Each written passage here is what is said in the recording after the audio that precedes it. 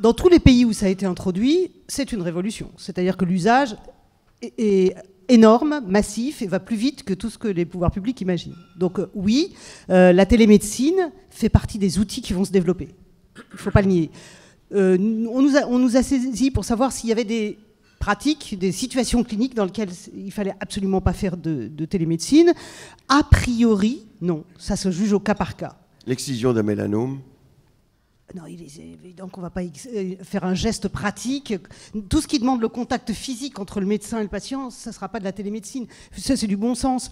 Donc, on a défini des critères d'éligibilité pour les professionnels. Et puis, ce qu'on va faire en fin d'année, c'est un guide portant sur le bon usage et la bonne pratique de la télémédecine. Et ça sortira à peu près en fin d'année. Là aussi, on le fait avec les professionnels. On ne l'invente pas tout seul. On regarde ce qui se passe à l'étranger, etc.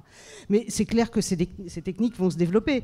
Il y aura des recommandations organisationnelles, formation pour la télémédecine, lieu de réalisation, des recommandations sur la prise en charge du patient, sur la technique, comment conserver la traçabilité de ce qui est fait, et puis sur la mise en œuvre, par exemple l'avis du patient, parce qu'il va falloir lui demander son consentement, son avis. Donc ce guide va reprendre un certain nombre de... Voilà, il va aider les professionnels, les outiller pour faire les choses intelligemment.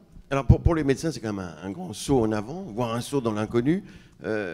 Comment ça va se passer à votre avis? Alors, au-delà de la rémunération sur laquelle vous avez trouvé des accords, si j'ai bien compris. C'est un peu plus compliqué que ça.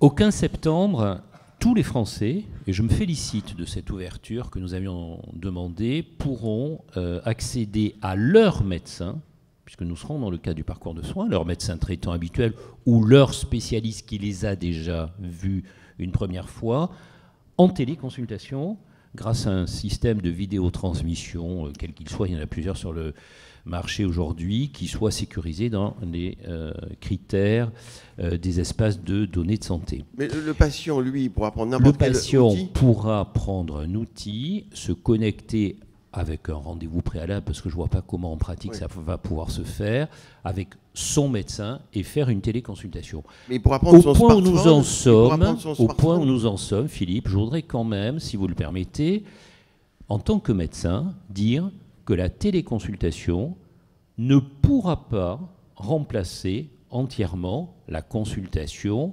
médicale et cette rencontre, ce dialogue singulier qu'il y a entre un patient et le médecin qu'il a choisi, pour une raison aussi triviale qu'un examen clinique. C'est pour ça que nous avons voulu faire entrer la téléconsultation dans le parcours de soins d'un patient que l'on connaît. Bien. À partir du 15 septembre, ça va se mettre en place progressivement et nul doute que beaucoup d'endroits vont se développer, en particulier dans les EHPAD, en particulier dans les zones sous-denses, puisque nous allons organiser des réponses territoriales, en particulier pour les patients qui n'ont pas de médecin traitant, puisqu'aujourd'hui il y en a malheureusement en France. Et je suis sûr que tout ça permettra de faciliter un accès aux soins pour l'ensemble des Français. Mais ma question, Jean-Paul Ortiz, est-ce qu'il va falloir aller, si on veut faire, pour le patient, avoir une téléconsultation dans un endroit particulier, ou est-ce qu'on pourra faire ça à terme, à son domicile, avec l'outil informatique qu'on a? Oui, et deuxième question dans le même sens que Philippe, est-ce qu'il faudra qu'il y ait un médecin et un médecin, ou il pourrait y avoir un paramédical et un médecin? Il peut y avoir tout simplement un patient d'un côté et son médecin de l'autre. Et un paramédical, un soignant et un médecin, vous êtes d'accord? Bien entendu. Oui, bien sûr. Alors après, il faudra voir les modalités, en particulier de rémunération. Si une infirmière libérale, pour prendre un exemple, accompagne un patient d'un côté lorsqu'il fait une téléconsultation avec son médecin de l'autre, ça, ce sont des aspects qui ne sont pas tout à fait encore calés. Mais vous, Pascal, vous pourrez, après avoir préalablement pris rendez-vous avec votre médecin habituel, faire une téléconsultation via vos appareils de connexion modernes. Donc on n'a pas entendu. Parce mais attention, avec son smartphone, on pourra connecter avec son médecin. Je répète que ce n'est pas FaceTime ou Skype. Vous passerez forcément par un tuyau sécurisé. Mais est-ce que c'est vous qui décidez? Vous avez l'air d'être très sûr de vous sur ça. Les négociations, c'est comme ça que ça va se passer? De toute façon, c'est calé comme ça. Les espaces sécurisés se font. C'est normal, c'est un problème. Attendez, je pense que là, il n'est pas question de faire tout et n'importe quoi en téléconsultation. Nous avons voulu préciser les choses de façon à éviter deux dérives. La première, garantir au patient qu'il est dans un espace sécurisé parce que les médecins ont toujours été extrêmement soucieux de l'espace de confiance qui se crée et donc du secret médical et de la préservation du secret médical. Ça, c'est fondamental. C'est pour ça que je dis que, excusez-moi, ça ne sera pas par Facebook. Oh, j'allais le dire. Mais bien sûr. La deuxième chose qu'on a voulu éviter, c'est qu'aujourd'hui, un certain nombre d'assureurs complémentaires ont développé des mécanismes d'avis médicaux avec des plateformes qui ont peut-être leur place, mais que je considère comme étant des produits d'appel dans une logique de politique commerciale.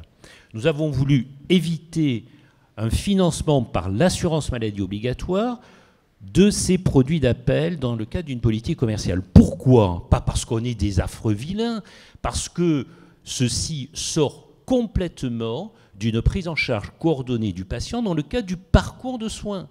Donc c'est pour ça qu'on s'est calé sur ces critères qui sont absolus, des critères de sécurité dans les échanges par vidéotransmission et un parcours de soins respecté. Pour la téléconsultation. Pour la téléexpertise, c'est un peu plus compliqué, mais la téléexpertise, si c'est finalisé, mais c'est l'avis d'un médecin qui va demander son avis entre guillemets expertal à un autre médecin, le plus classique étant un médecin généraliste qui va demander son avis à un médecin spécialiste. Ça va faciliter un accès aux médecins spécialistes parce qu'il y a souvent des délais de rendez-vous très importants et je trouve que c'est une très bonne chose.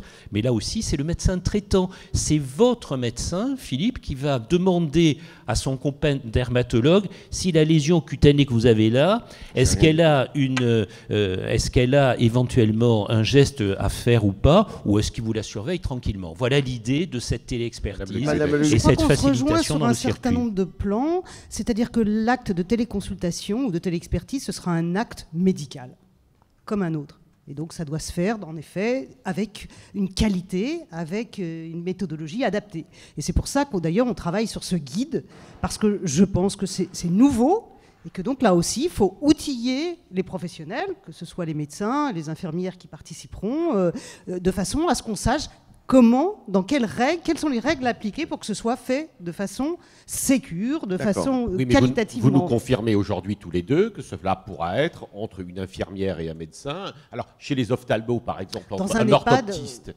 et un ophtalmo, tout ça, c'est clair. C'est clair pour vous, hein Alors attention. J'avais l'impression que ça n'était pas autant.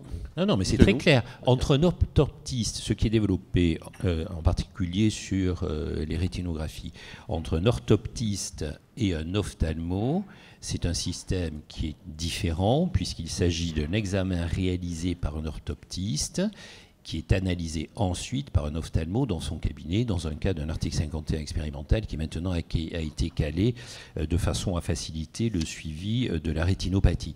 Donc on est dans un cadre un peu différent. La téléconsultation, c'est le patient qui consulte avec son médecin. La téléexpertise, c'est votre médecin traitant qui demande son avis à un autre médecin. Ça, c'est calé. La négociation est finie. Les tarifs sont ce qu'ils sont, ils sont insuffisants à notre avis sur la téléexpertise. Pourquoi ? Parce que la CNAM est tétanisée, parce qu'elle a l'impression que ça va exploser. Ça ne nous aurait pas étonné que ce soit insuffisant pour vous, Jean-Paul. C'est pas un problème de tarif, c'est un problème de valeur de l'acte médical, vous le savez bien Philippe. Moi je ne pense pas que la téléexpertise va exploser partout, je pense que ça va être un élément facilitant le suivi des patients. Madame Le Guludec, là, de ce point de vue, on ne peut pas craindre une redondance des actes. C'est vrai que Philippe a raison.